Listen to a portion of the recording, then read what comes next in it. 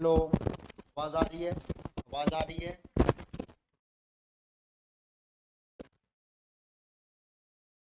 Very good evening, very good evening. तो बेटा देखो, जैसा हमने लास्ट क्लास बताया था कि कुछ क्वेश्चन कोऑर्डिनेशन के 10-15 बच गए हैं। फटाफट हम इसको देखते हैं और फिर हम सरफेस के तरफ मूव कर जाएंगे, है ना। फिर हम कहाँ मूव करेंगे? सरफेस के तरफ। चलो अब क्वेश्चन देखते हैं यार, टाइम वेस्ट करने का कोई मतलब नहीं है, आप सभी को पता ही है यार। वेरी गुड इवनिंग सर, आप हमेशा लेट आते हैं।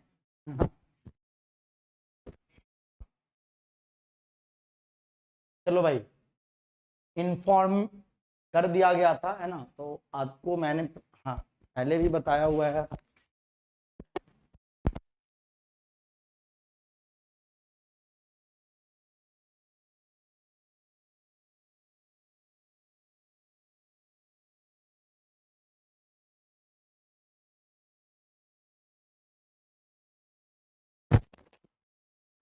हाँ, एक चीज मुझे आप बताओ यार, मुझे पता चला आप सभी के बारे में, मतलब यार एक चीज, सबसे पहले आप स्टूडेंट हो, है ना। और एक स्टूडेंट जो होता है ना वो सीखता है।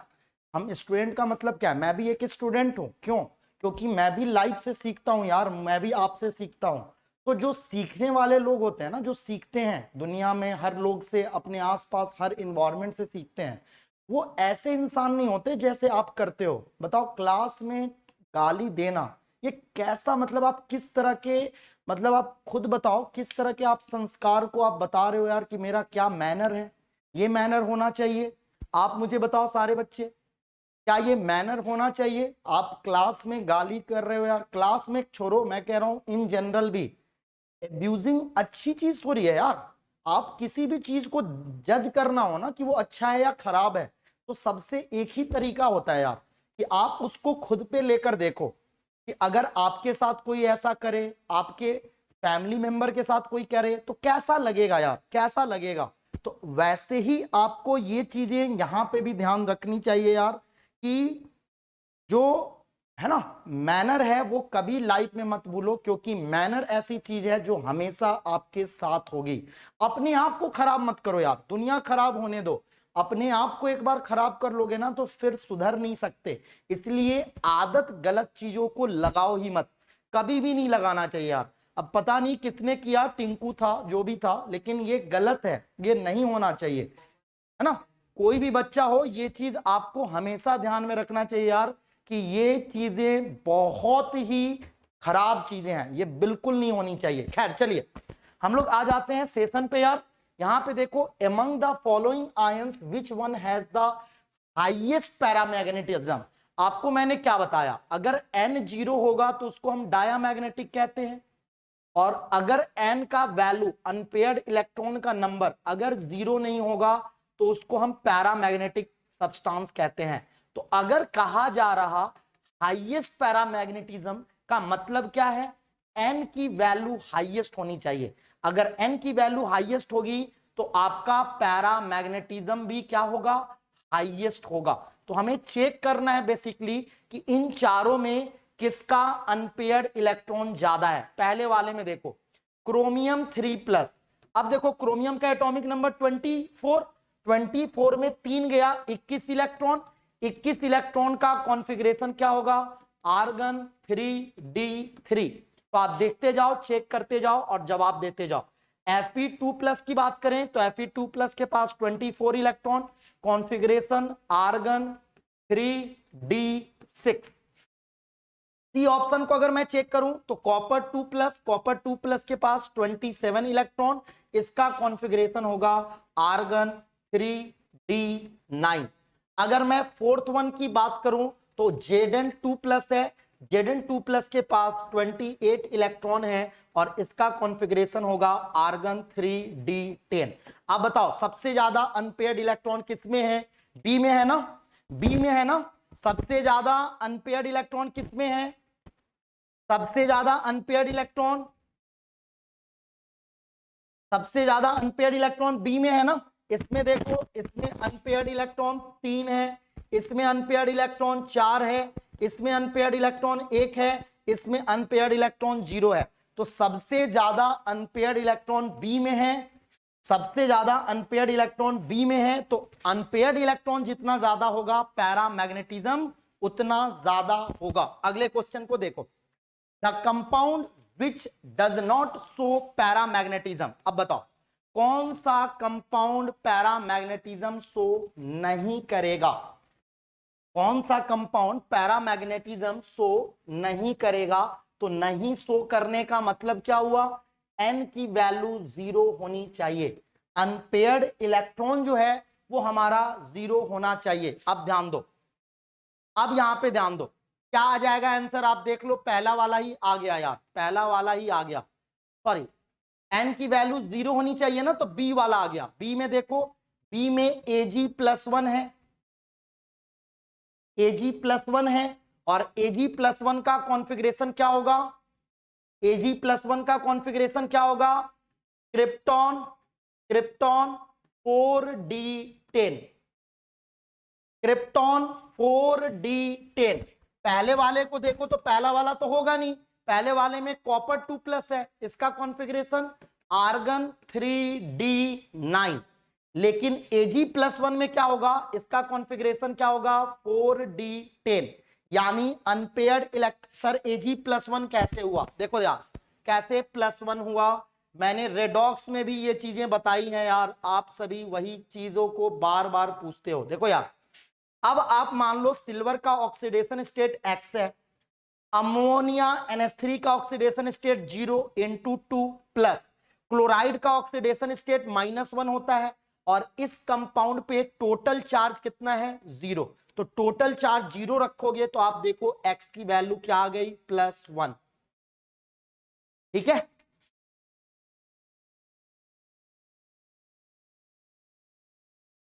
ठीक है सर, कल जेई मेन है मेरा, बेस्ट ऑफ लक सभी बच्चों को। देखो यार, बहुत बच्चों ने कहा सर डर लग रहा जेई मेन है, मैं उन सभी बच्चों को कहूंगा यार, दो ही चीजें होंगी, या तो आप इस साल जेई क्रैक करोगे, या तो इस साल आप जेई क्रैक नहीं करोगे। अगर आप जेई क्रैक कर गए तब तो बहुत बढ़िया है यार, इससे बढ़िया कुछ हो नहीं सकता।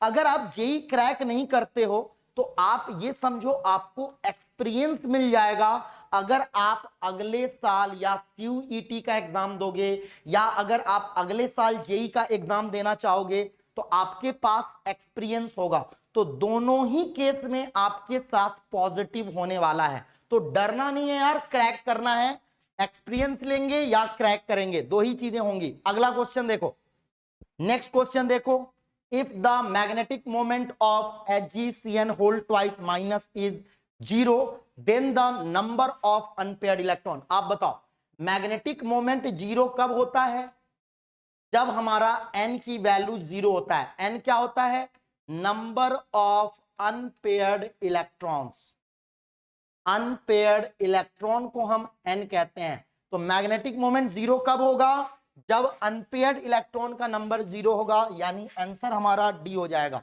Next question, what is true for this and this. अब देखो दोनों केस में क्या है, अगर मैं FeCN होल 6 3- की बात करूं तो इसमें आयरन जो है वो हमारा +3 में है, आयरन जो है वो हमारा +3 में है। अब आयरन +3 में है तो इसका और क्या होगा, आर्गन 3d5, क्योंकि Fe3+ के पास 23 इलेक्ट्रॉन होगा। चलिए अगर मैं Fe F6 3- की बात करूं तो इसमें भी आयरन का ऑक्सीडेशन स्टेट +3 है, और इसका कॉन्फ़िगरेशन होगा आर्गन 3d5।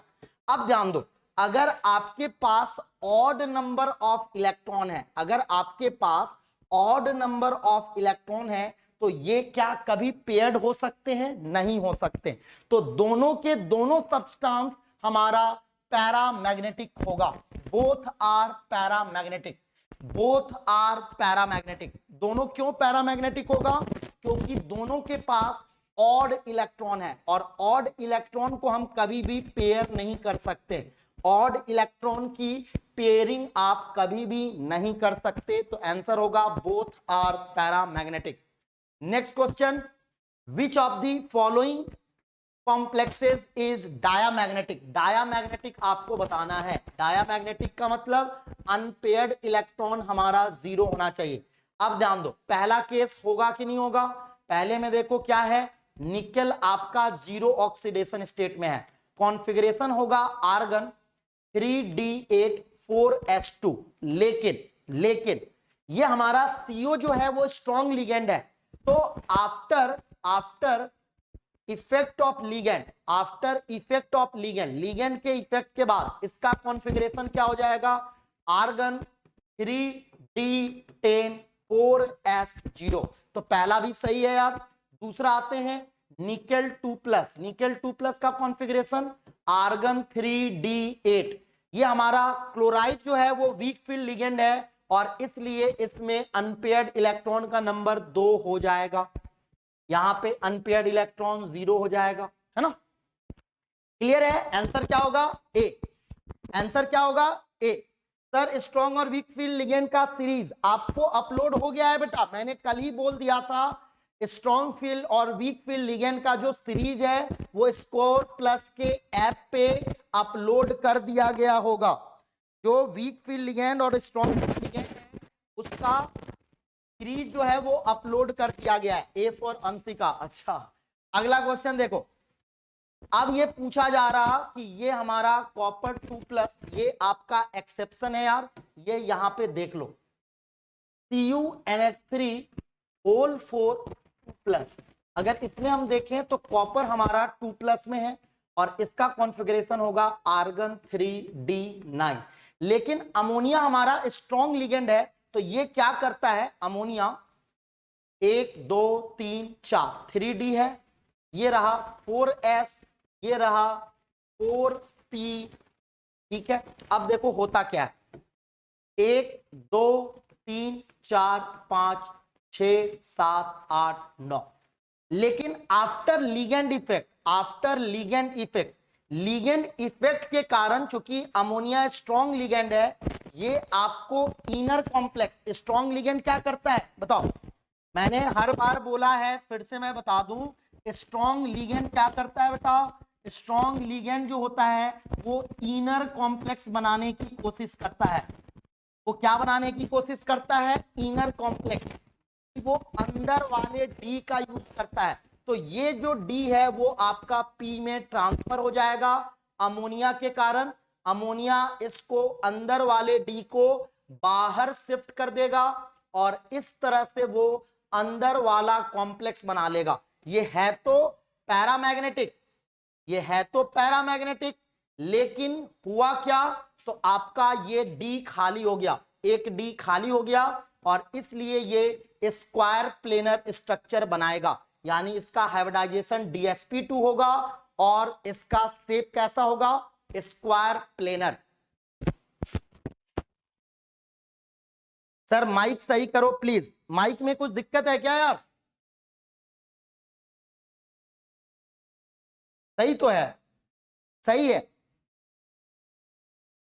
यार, माइक बदलने को बोल दिया, 1-2 दिन ऑर्डर किया गया है, वो जल्द आ जाएगा, है ना? अगला क्वेश्चन देखो। In the complex this sp3 hybridisation is present, geometry of the complex बताओ।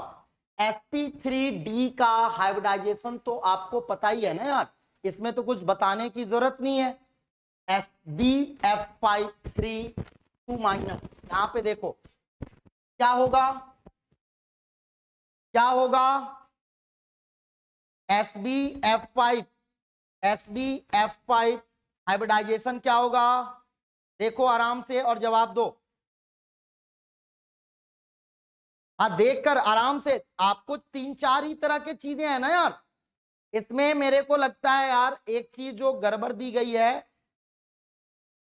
खैर, अब इसमें देखो हम क्या कर सकते हैं, जो हमें ऑप्शन दिया गया उसके अकॉर्डिंग अगर हम बात करें तो आपका टेट्राहेड्रल, और ये तो होना नहीं है, स्क्वायर बाई पिरामिडल और स्क्वायर पिरामिडल।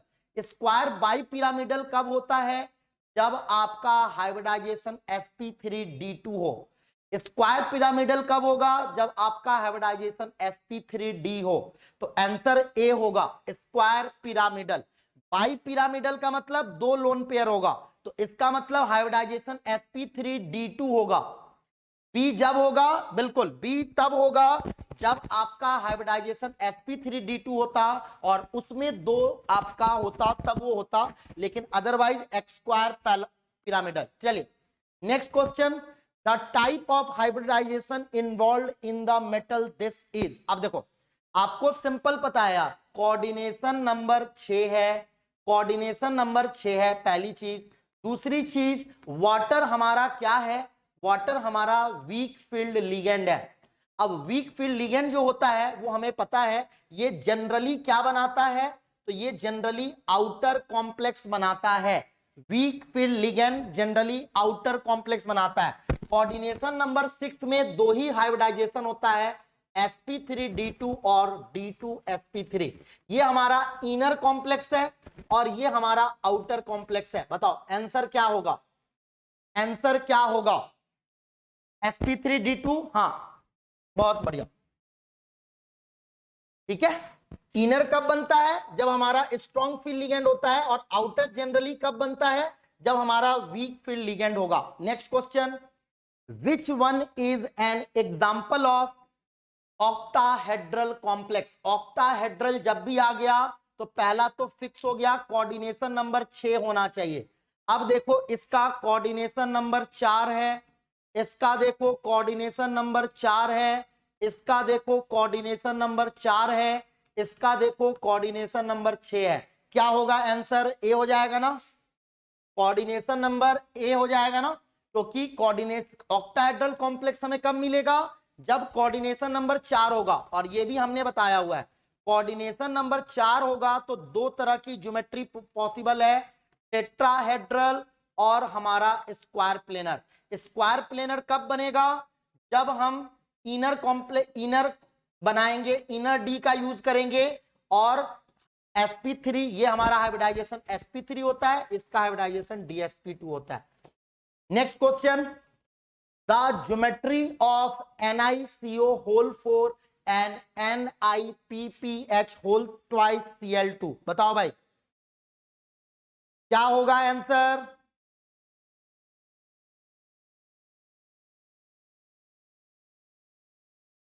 बताओ। अभी सब कुछ बताया गया है, सब कुछ बताया गया है। निकेल का आपको सब पता है, निकेल यहां पे निकेल जो है वो हमारा ऑक्सीडेशन स्टेट इसका 0 है, और यहां अगर हम निकेल की बात करें तो इसका ऑक्सीडेशन स्टेट +2 है। बताओ।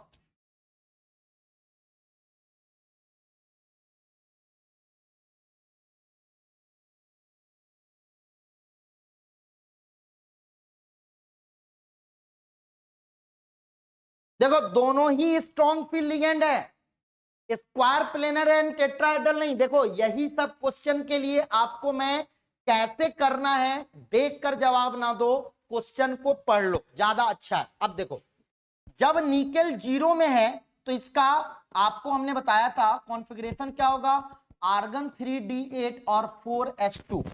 After effect of strong field ligand, after effect of strong field ligand, इसका निकेल 0 का कॉन्फ़िगरेशन क्या हो जाएगा, आर्गन 3d10।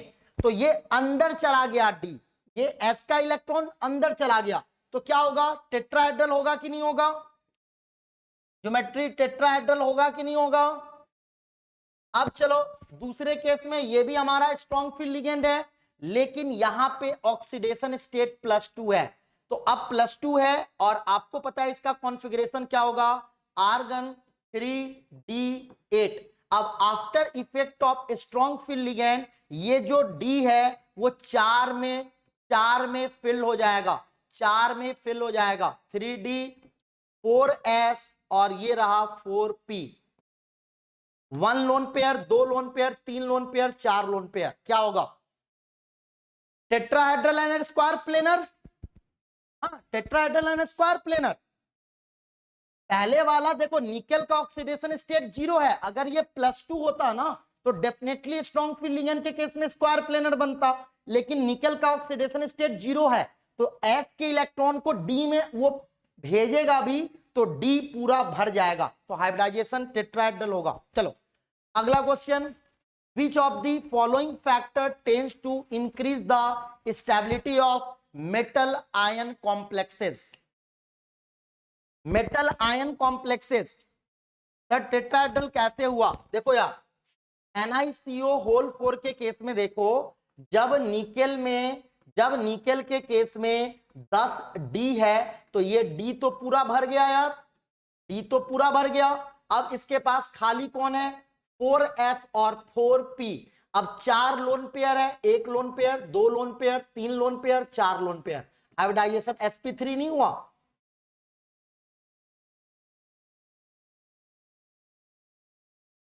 हाँ एटॉमिक नंबर दिया होगा यार, एटॉमिक नंबर सब दिया होगा, ये हमने जिस सोर्स से वहां पे एटॉमिक नंबर लिया नहीं गया है, लेकिन आपको क्वेश्चन में दिया जाएगा। अब इसको आराम से सोचो और मुझे जवाब देना। मैंने कितनी बार बताया है, सेंट्रल मेटल एटम हमारा इलेक्ट्रॉन एक्सेप्टर होता है और हमारा लिगेंड जो होता है वो हमारा इलेक्ट्रॉन डोनर होता है। तो आपको बताना है विच ऑफ द फॉलोइंग फैक्टर, बताओ जवाब दो सब आराम से सोचकर, ऐसा नहीं कि ABCD खेल खेल रहे हैं, वो नहीं करना है। सारे बच्चों का जवाब देख रहा हूं, आराम से दो।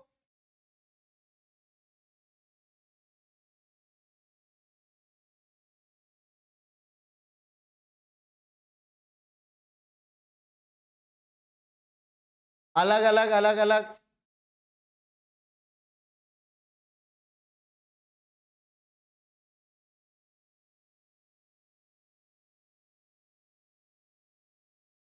BAB, ज्यादातर AB, higher charge by size ratio of the metal atom. बहुत बढ़िया। देखो यार अब हमें पता है सेंट्रल मेटल एटम जो होता है वो इलेक्ट्रॉन एक्सेप्टर होता है। तो इलेक्ट्रॉन एक्सेप्टर ये अच्छा कब होगा? जब हमारा मेटल एटम पे चार्ज जितना ज्यादा हो, है ना, और इसका जो साइज है मेटल एटम का साइज छोटा हो। क्यों? क्योंकि जब चार्ज बड़ा होगा साइज छोटा होगा तो मेटल एटम का चार्ज डेंसिटी ज्यादा होगा, और चार्ज डेंसिटी जब ज्यादा होगा तो ये अच्छा इलेक्ट्रॉन एक्सेप्टर होगा। इसलिए आंसर क्या होगा?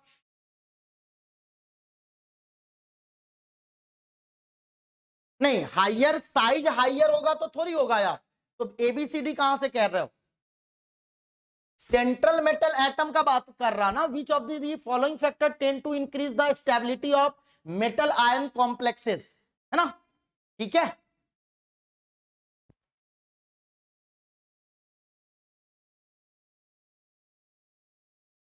बेसिसिटी ज्यादा होना चाहिए, ये लोअर कह रहा।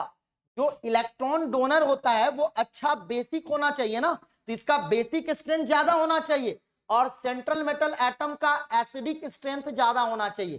तो डी कैसे हो जाएगा आंसर? चलिए अगला question, Prussian blue, Prussian blue का,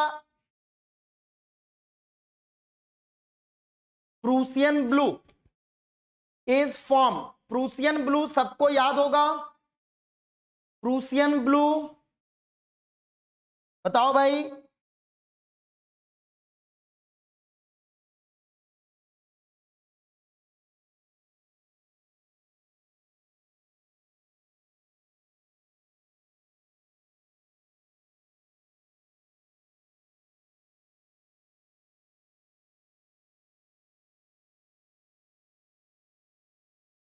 बी, बी ज्यादातर आ रहा, फेरिक सल्फेट, बहुत बढ़िया, प्रूसियन ब्लू बी हो जाएगा, है ना।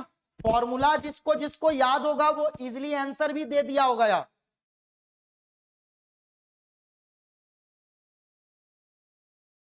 नहीं ये याद करना है यार, ये आपको मैं वैसे डी ब्लॉक में पढ़ाऊंगा, डी ब्लॉक में आपको ये चीजें बताई जाएंगी, ये सब कलर आपको याद करना होगा जो टेस्ट रिलेटेड है। अगला क्वेश्चन देखो, which one will give Fe3+ in solution? बताओ भाई, which one will give Fe3+ in solution? Solution में Fe3+ कौन देगा? ये आयनाइज ही नहीं होगा, कोऑर्डिनेशन एंटिटी आयनाइज नहीं होता, कोऑर्डिनेशन एंटिटी आयनाइज नहीं होता, ये आयनाइज होगा, लेकिन इसके आयनाइजेशन से मिलेगा Fe2+, लेकिन इसके आयनाइजेशन से क्या मिलेगा? Fe3+। Answer will be B. ये हमारा, इसी को बेटा, इसी को मोर सॉल्ट कहते हैं, मोर सॉल्ट, है ना। तो इसमें हमारा Fe2+ में है, ए और सी तो आयनाइज ही नहीं होगा क्योंकि ये कोऑर्डिनेशन एंटिटी है, बी और डी आयनाइज होगा, बी के आयनाइज होने से Fe3+ मिलेगा और डी के आयनाइज होने से Fe2+ मिलेगा। अगला question, the cation that does not form an amine complex with excess of ammonia is? बताओ, आंसर बताओ इसके।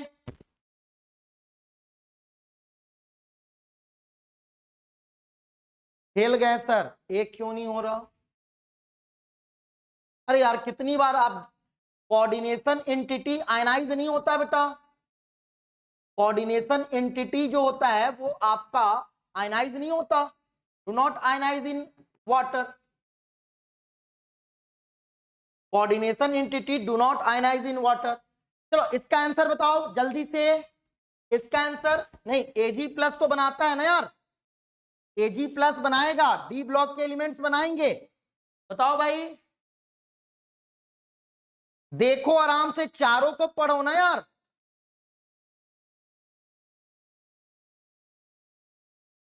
चारों को पढ़ो और जवाब दो।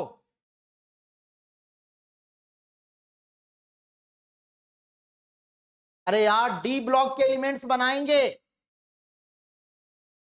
डी ब्लॉक के कंपाउंड्स बनाएंगे। ये हमारा डी ब्लॉक है, ये हमारा डी ब्लॉक है। Al3+ जो है वो अमोनिया के साथ कॉम्प्लेक्स नहीं बनाएगा। आंसर क्या होगा? बी हो जाएगा हमारा आंसर। चलिए, ये वैसे ऑर्गेनिक का क्वेश्चन है, लेकिन बता दो, विल्किंसंस कैटलिस्ट, बताओ भाई क्या करता है? ये ऑर्गेनिक का है, बताओ भाई इसका काम हम क्या करते हैं?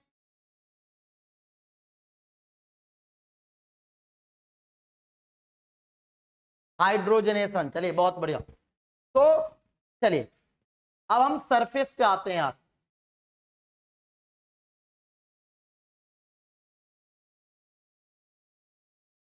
रीजन दीजिए लास्ट वाले का। रीजन क्या, ये आपको ऑर्गेनिक की चीज है यार, विल्किंसंस कैटलिस्ट जो है, अब इसके मैकेनिज्म थोड़ी अभी बताऊंगा, ये आपको ऑर्गेनिक में ये कैटलिस्ट आप यूज करते होंगे, आपको पता होगा, ठीक है। ये रिएक्शन आपको पता होगा कि विल्किंसंस कैटलिस्ट का यूज हम किस लिए करते हैं।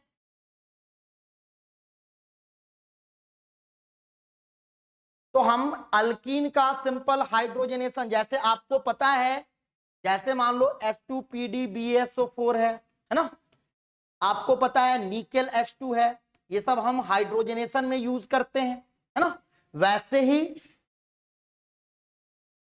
वैसे ही हम उसका भी यूज करेंगे, ठीक है। चलिए सरफेस पे आ जाते हैं यार।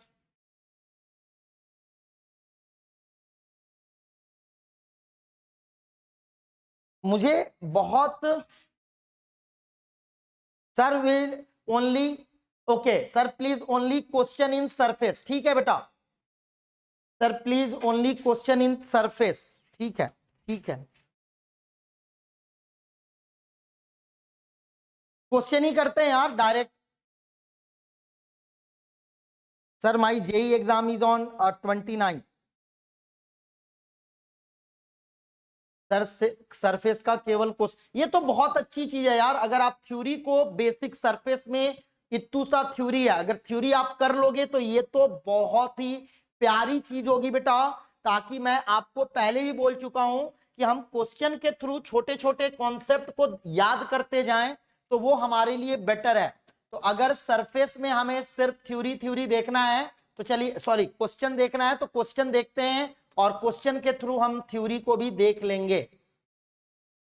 चलिए, यहीं पे क्वेश्चन में ही थ्योरी आएगा, मैं उसको एक्सप्लेन करता जाऊंगा यार। क्वेश्चन में ही थ्योरी आएगा, क्योंकि सरफेस के क्वेश्चन थ्योरेटिकल ही होते हैं, सरफेस के क्वेश्चन थ्योरेटिकल ही होते हैं, है ना, और उससे हमें थ्योरी समझना भी आसान है।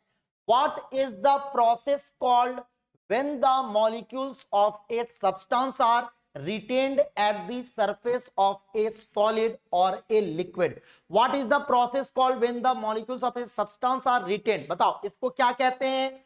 एडजॉर्प्शन। बहुत बढ़िया। देखो, एडजॉर्प्शन के रिलेटेड मैं आपको कॉन्सेप्ट भी अगर आपको जानना हो तो आपको पता है। अगर पूछा जाए एडजॉर्प्शन क्यों होता है, क्योंकि सरफेस जो होता है ना, सरफेस के मॉलिक्यूल्स पे जो होता है, सरफेस पे जो पार्टिकल्स होते हैं उस पे अनबैलेंस्ड फोर्स काम करता है। क्यों?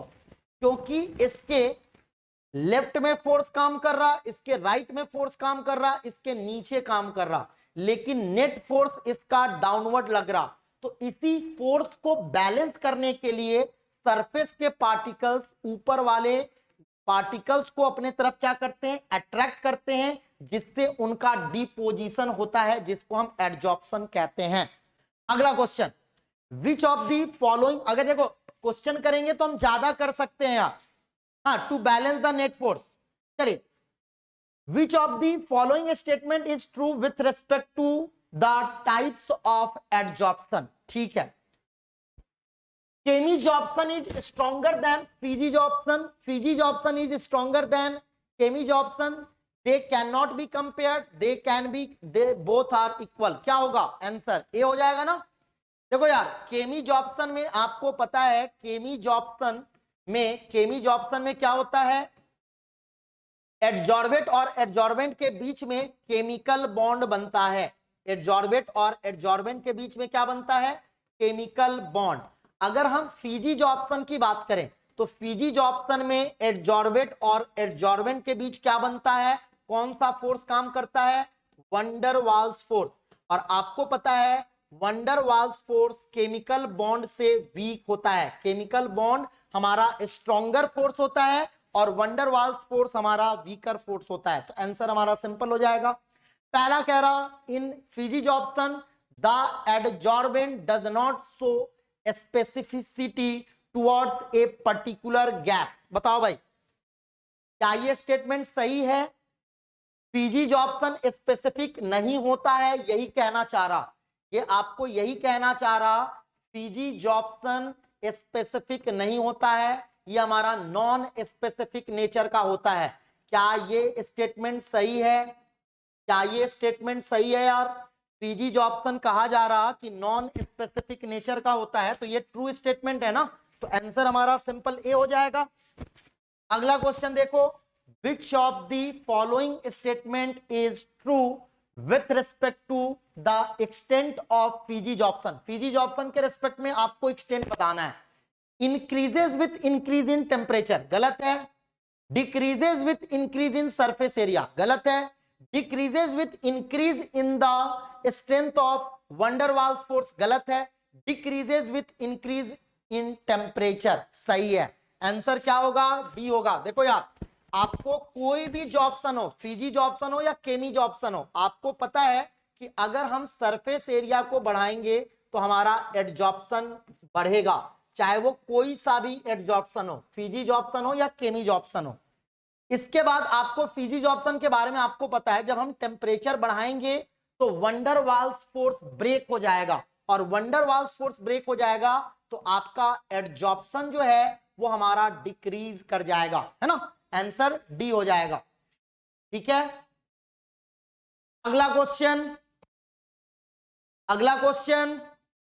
विच of the following can result in a transition from physisorption to chemisorption? Physisorption, which of the following can result in a transition from physisorption to chemisorption? बताओ, फिजीजॉर्प्शन और केमीजॉर्प्शन में क्या ट्रांजिशन होता है, ये बताओ। अगर आपको ध्यान दो, इंक्रीज इन सरफेस एरिया दोनों में ही है, क्या होगा? हाँ, इंक्रीज इन टेम्परेचर। देखो ध्यान दो, आपको which of the following can result in a transition from physisorption to chemisorption, वो क्या होगा? तो फिजिजॉर्प्शन में आपको टेम्परेचर कम रखना पड़ रहा था, केमिजॉर्प्शन में हमें टेम्परेचर बढ़ाना होगा। क्यों बढ़ाना होगा? क्योंकि केमिजॉर्प्शन के केस में केमिकल बॉन्ड बनता है और केमिकल बॉन्ड के लिए एक सर्टेन एक्टिवेशन एनर्जी का होना जरूरी है, एक सर्टेन एक्टिवेशन एनर्जी का होना जरूरी है। इसलिए फिजिजॉर्प्शन हमारा लो टेम्परेचर पे होता है, जबकि केमिजॉर्प्शन रिलेटिवली हाई टेम्परेचर पे होता है। क्यों होता है? क्योंकि केमिजॉर्प्शन में केमिकल बॉन्ड बनता है, और हमने केमिकल काइनेटिक्स में भी चीजों को समझने की कोशिश की थी कि किसी भी केमिकल बॉन्ड के बनने के लिए एक्टिवेशन एनर्जी का होना जरूरी है। अगला क्वेश्चन, इसका जवाब दो, इसका जवाब दो।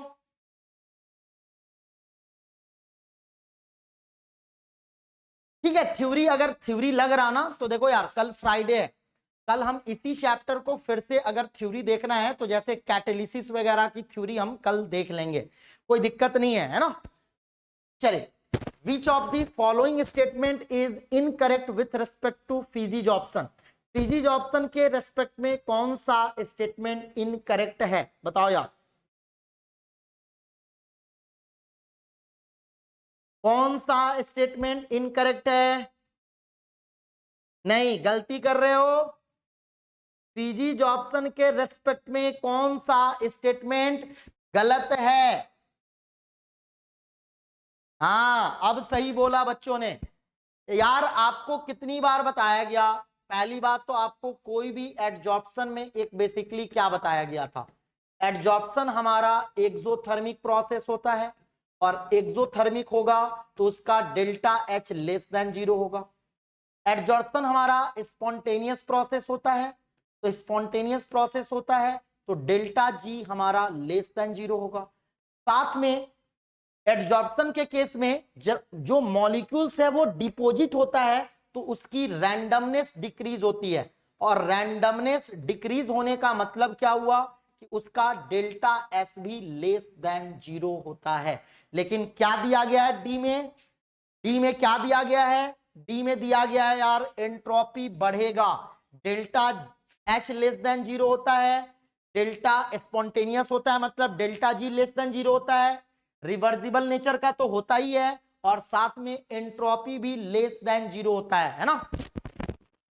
ठीक है, next question, which of the following force is involve in physical adsorption, कौन सा फोर्स हमारा फिजिकल एडजॉर्प्शन में इन्वॉल्व होता है, बताओ भाई।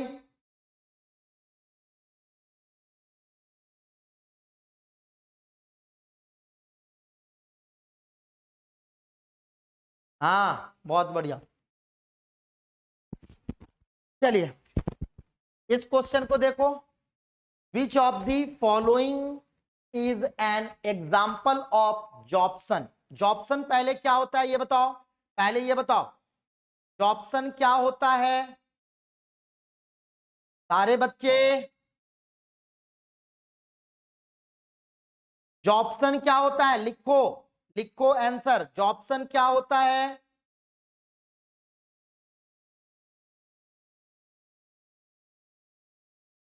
हाँ, बोथ एडजॉर्प्शन एंड एब्जॉर्प्शन। अब बहुत सिंपल सी बात है, जब हम कॉटन को इंक में डिप करते हैं तो क्या होता है, वो एडजॉर्ब भी होता है और एब्जॉर्ब भी होता है, दोनों होता है। तो एडजॉर्प्शन भी होता है और हमारा एब्जॉर्प्शन भी होता है, दोनों के दोनों होते हैं। कब? जब हम कॉटन को इंक में डिप करते हैं तो आपका क्या होता है, आपका एडजॉर्प्शन और एब्जॉर्प्शन दोनों होता है। इसका मतलब सिंपल है, दोनों चीजें होंगी, एडजॉर्प्शन भी होना चाहिए और एब्जॉर्प्शन का मतलब वो पूरे बल्क में पेनेट्रेट भी करना चाहिए। तो बल्क में पेनेट्रेशन भी होना चाहिए और सरफेस पे डिपोजिशन भी होना चाहिए। जब सिर्फ सरफेस पे डिपोजिशन होता है उसको हम एडजॉर्प्शन कहते हैं, और जब बल्क में पेनेट्रेशन होता है तो उसको हम एब्जॉर्प्शन कहते हैं। कॉटन के केस में दोनों कहानी होगी, एडजॉर्प्शन भी होगा और एब्जॉर्प्शन भी होगा। Sponge in water, sponge water में स्पॉन्ज हमारा नहीं नहीं नहीं, कहां से कह रहे हो यार?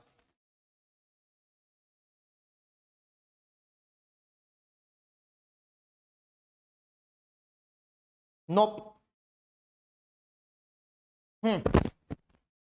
चलिए आगे बढ़ते हैं। Which of the following statement is not true with respect to केमी जॉब्सन?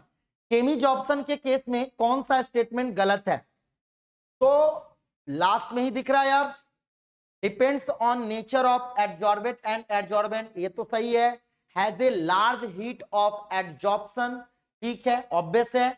इसमें स्ट्रॉन्ग फोर्स है तो इसका डेल्टा एच ज्यादा निगेटिव होगा, तो ये भी सही है। केमी जॉब्सन जो होता है वो स्पेसिफिक नेचर का होता है, इसलिए वो यूनिमॉलिक्यूलर लेयर फॉर्म करता है, तो सी भी सही है। केमी Jobson occurs at low temperature, गलत है। केमी जॉब्सन हाई टेम्परेचर पे क्यों होता है? जो मैंने आपको बताया, ये हाई टेम्परेचर पे क्यों होता है? Due to activation energy. Reaction को एक्टिवेट करने के लिए हमें एनर्जी ज्यादा चाहिए होता है, इसलिए केमी जॉब्सन रिलेटिवली हाई टेम्परेचर पे होता है, ठीक है। तो ये स्टेटमेंट हमारा क्या हो गया? ये स्टेटमेंट हमारा गलत हो गया, क्योंकि केमी जॉब्सन के केस में केमिकल बॉन्ड बनता है। केमिकल बॉन्ड बनने के लिए मॉलिक्यूल्स के पास आपको मॉलिक्यूल को एक्टिवेशन एनर्जी देना होगा, और ये एनर्जी आप हाई टेम्परेचर पे उसको प्रोवाइड करोगे, इसलिए केमी जॉब्सन हाई टेम्परेचर पे होगा, ठीक है। अरे यार उसमें दोनों नहीं होता स्पंज में, इसलिए नहीं होगा, सिंपल सी बात है।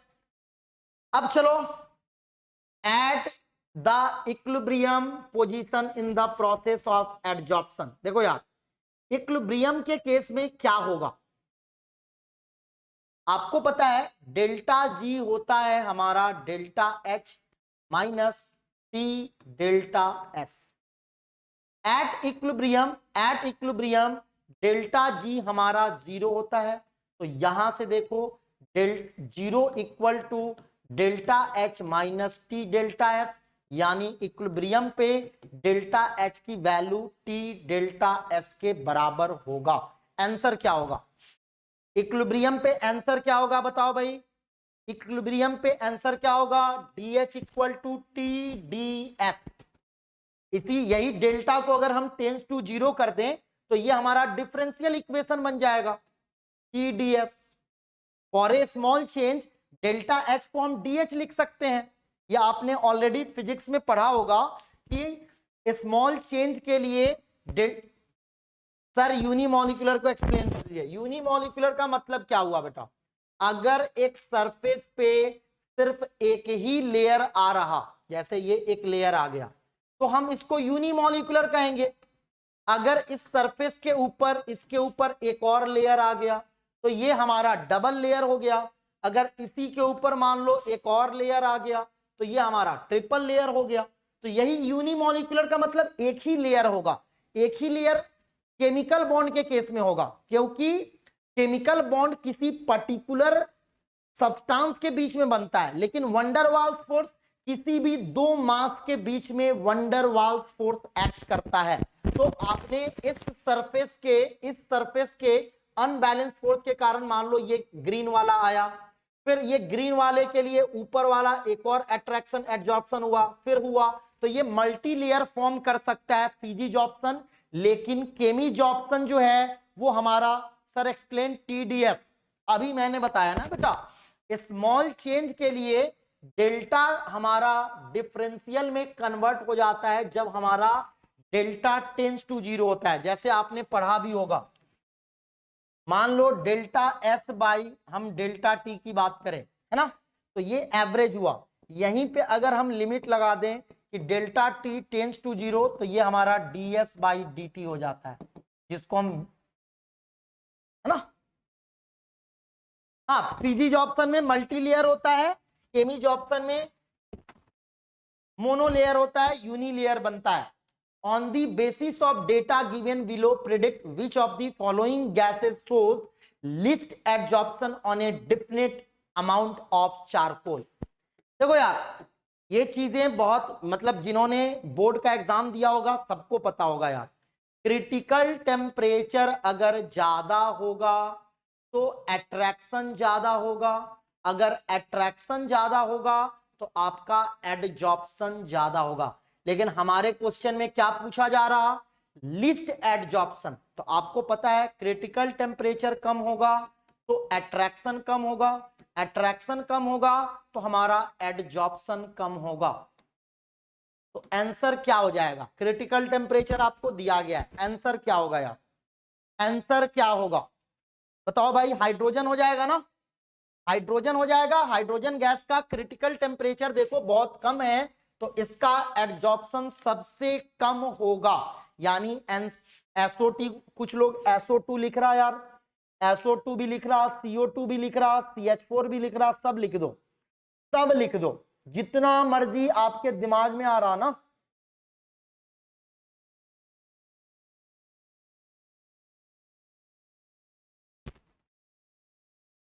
चलिए आगे बढ़ते हैं। Which one of the following is not applicable to the phenomena of adsorption?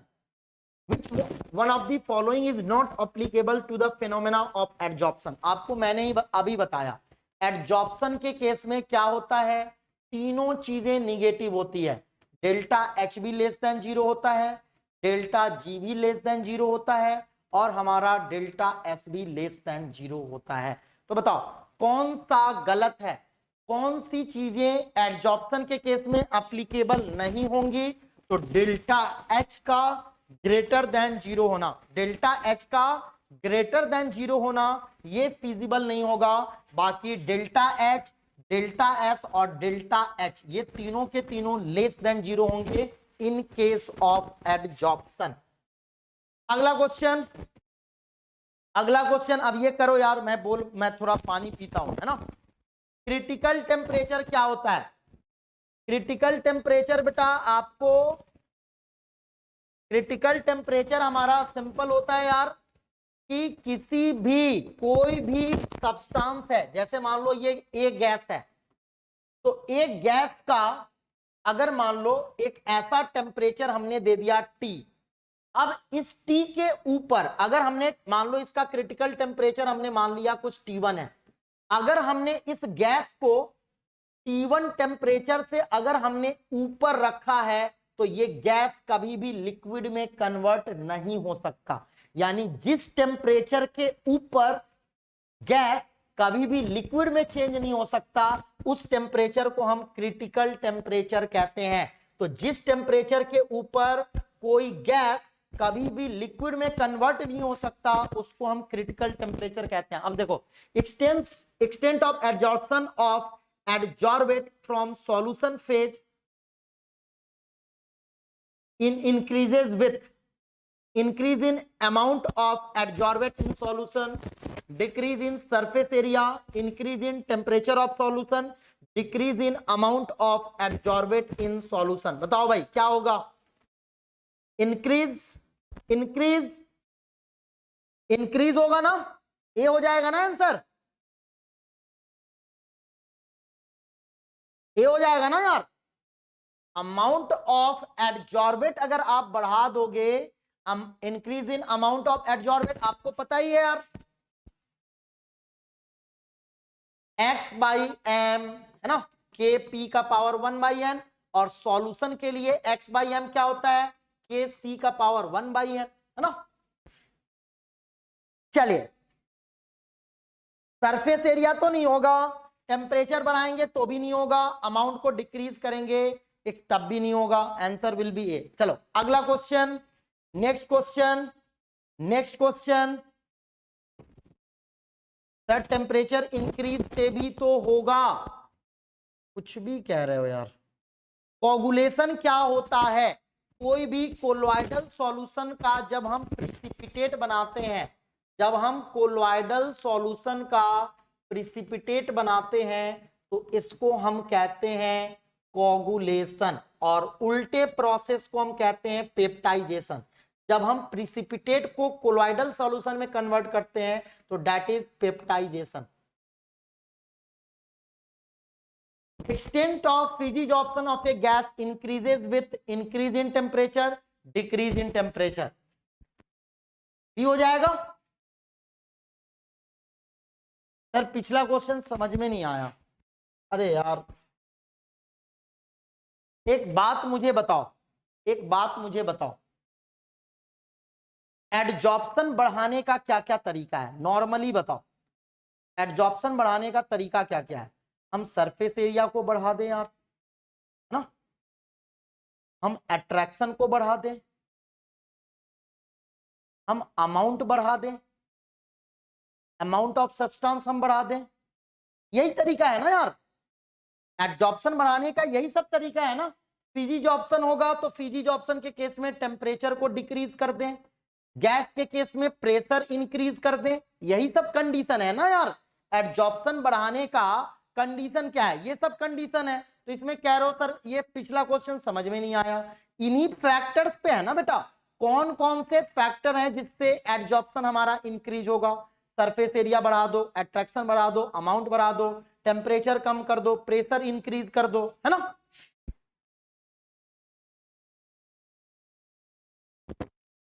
और ये हमारा फैक्टर किसके लिए है? फिजिजॉर्प्शन, ध्यान दो। Next question, next question, next question, which of the following is not a favourable condition for physical adsorption? अभी मैंने बताया एडजॉर्प्शन का, उसी का कंडीशन अब देखो घुमाकर पूछ रहा। अब देखो फिजिकल एडजॉर्प्शन के लिए प्रेशर हाई होना चाहिए, सही बात है। डीएच डेल्टा एच निगेटिव होना चाहिए, सही बात है। हायर क्रिटिकल टेम्परेचर होना चाहिए, सही बात है। टेम्परेचर हाई होना चाहिए, गलत बात है, अभी बताया था यार। टेम्परेचर क्या होना चाहिए? फिजिजॉर्प्शन के केस में कम होना चाहिए। तो आंसर क्या हो जाएगा? आंसर हमारा डी हो जाएगा यार। आंसर क्या होगा? आंसर हमारा डी हो जाएगा। हो जाएगा कि नहीं हो जाएगा? तो इजीली हो जाएगा डी। अगला क्वेश्चन देखो, physical adsorption of A gaseous species may change to chemical adsorption with, physical adsorption of a gaseous species may change to chemical adsorption with, बताओ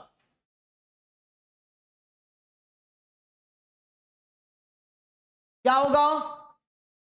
अभी देखा है ना, अभी इसी क्वेश्चन को घुमाकर पूछा गया, यही तो पूछा गया था ना।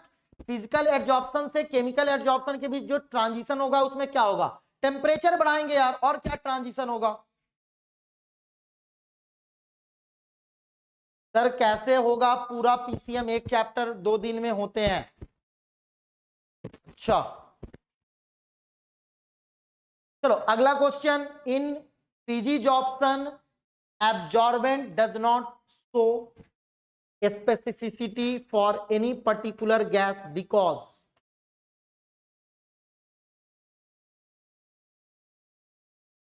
अभी मैंने जवाब दिया था यार, फिजिकल एडजॉर्प्शन जो होता है वो हमारा नॉन स्पेसिफिक क्यों होता है?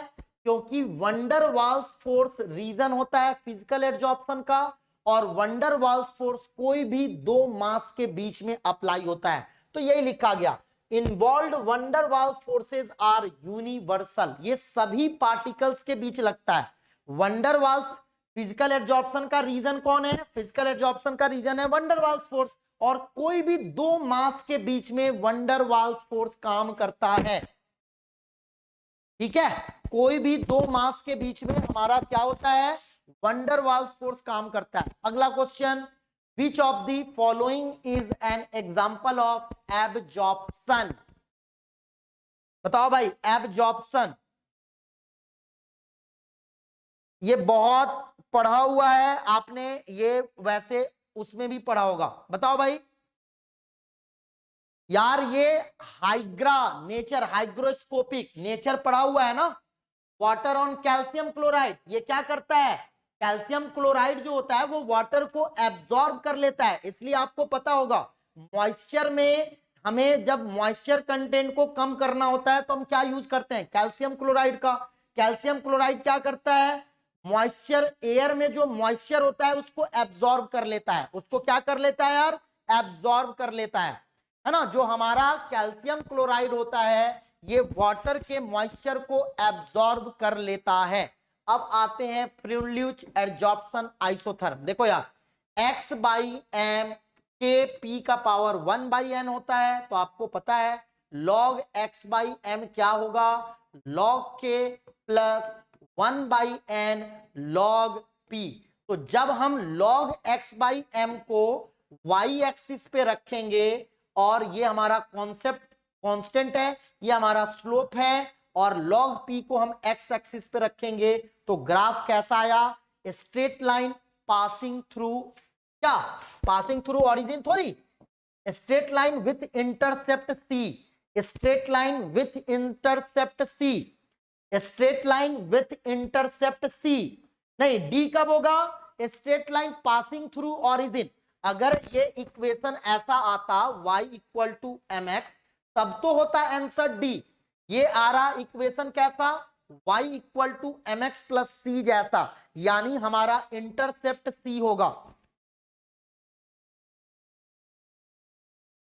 ठीक है, चलिए आगे तक बढ़ते हैं। अब चलो, which of the following phenomena is applicable to the process shown in the figure. बताओ यार, देखो और जवाब दो, फिर मैं आपको, हाँ टाइम हो गया मुझे भी दिख रहा,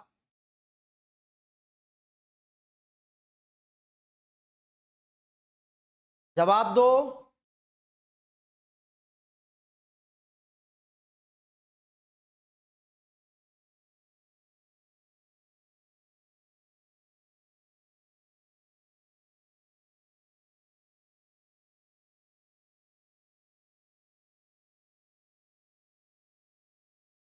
अलग अलग लोग अलग अलग जवाब,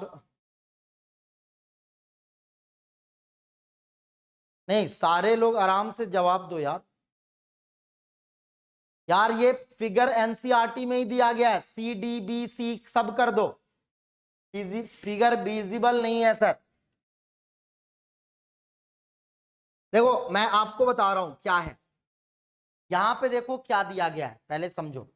यहां पे लिखा हुआ है solution of raw sugar येलोइस brown, है ना। तो जो हमारा सुगर है उसका सॉल्यूशन है। यहां पे आपको दिया गया है कॉलम ऑफ एनिमल चारकोल। अब नीचे जो मिल रहा वो हमें मिल रहा कलरलेस सॉल्यूशन ऑफ सुगर, यानी यहां पे जो येलोइस ब्राउन था कलर वो आपका डिसअपीयर हो गया जब हम उसको एनिमल चारकोल से पास करा रहे हैं। तो एनिमल चारकोल से जब हमने पास, हाँ बहुत बढ़िया, B adsorption, this is called adsorption, है ना। कुछ भी कोगुलेशन कुछ भी कह दो, जो मन में आए कर दो यार, जो मन में आए वो बोल दो यार। तुम बच्चे, कुछ बच्चे हैं ना जो मुझे पता है उनको पढ़ना नहीं है, लेकिन पता नहीं दूसरे को क्यों डिस्टर्ब करते हैं, उनको क्या मजा मिलता है। देखो यार, ये प्रिविलेज एडजॉर्प्शन आइसोथर्म है, कह रहा which of the following conclusion can be drawn from this expression, the adsorption is 1 by n equal to 0, the adsorption is independent of pressure. सही बात है, जब 1 by n की वैल्यू 0 करेंगे तो p का पावर 0 हो जाएगा, तो इंडिपेंडेंट ऑफ प्रेशर हो जाएगा। ये बी गलत है। If n equal to 0 x by m versus p graph is a linear parallel to x axis, नहीं ये हमारा कब होगा, पहले वाले केस में होगा, तो ये भी गलत है। when n equal to 0 x by m versus p is a curve, तो n अगर हमारा 0 हो जाएगा इसका मतलब क्या हुआ, p का पावर इंफिनिटी, आंसर क्या हो जाएगा, पहला हो जाएगा। बहुत बढ़िया बहुत बढ़िया। चलो अब हम क्लास को रोक देते हैं यार, क्लास को रोक देते हैं हम लोग। इसके कुछ और क्वेश्चन जैसे कैटालिसिस वगैरह से रिलेटेड क्वेश्चन हम कल के क्लास में देखेंगे, और अगर हमें टाइम बचेगा तो हम नेक्स्ट चैप्टर ऑर्गेनिक के तरफ हम लोग मूव कर जाएंगे। तो आज की क्लास में हम कल हम कुछ और क्वेश्चन देखेंगे इसके, और समय बचेगा तो हम ऑर्गेनिक की तरफ मूव करेंगे। थैंक यू सो मच बेटा, मिलते हैं नेक्स्ट लेक्चर में। हाँ, कोल्लॉइड्स मैंने बोला तो कोल्लॉइड्स है, कैटालिसिस है, उस पे बेस्ड क्वेश्चन को देखेंगे। देखो यार ये सिंपल बताया गया, x/m equal to k p का पावर 1/n। अब खुद बताओ, इफ 1/n हमारा 0 होगा तो ये इक्वेशन बताओ क्या बन जाएगा, x/m k p का पावर 0। इसका मतलब क्या हुआ, x/m इक्वल टू k, यानी हमारा एडजॉर्प्शन जो है वो हमारा कांस्टेंट हो जाएगा। कांस्टेंट होने का मतलब प्रेशर पे डिपेंड नहीं करेगा, प्रेशर क्या होगा उस पे डिपेंड नहीं करेगा। Thank you so much, bye bye, मिलते हैं नेक्स्ट लेक्चर में, तब तक के लिए जय हिंद जय Bharat. Thank you so much, bye bye guys. Sir next कौन सा चैप्टर होगा बता दीजिए। ऑर्गेनिक स्टार्ट हो जाएगा यार, ऑर्गेनिक बिल्कुल स्टार्ट से, अल्काइल हैलाइड से स्टार्ट होगा, अल्काइल हैलाइड से स्टार्ट होगा। Thank you so much, bye bye, जय हिंद जय भारत। अल्काइल हैलाइड से स्टार्ट होगा बेटा, अगला चैप्टर हमारा अल्काइल हैलाइड से स्टार्ट होगा।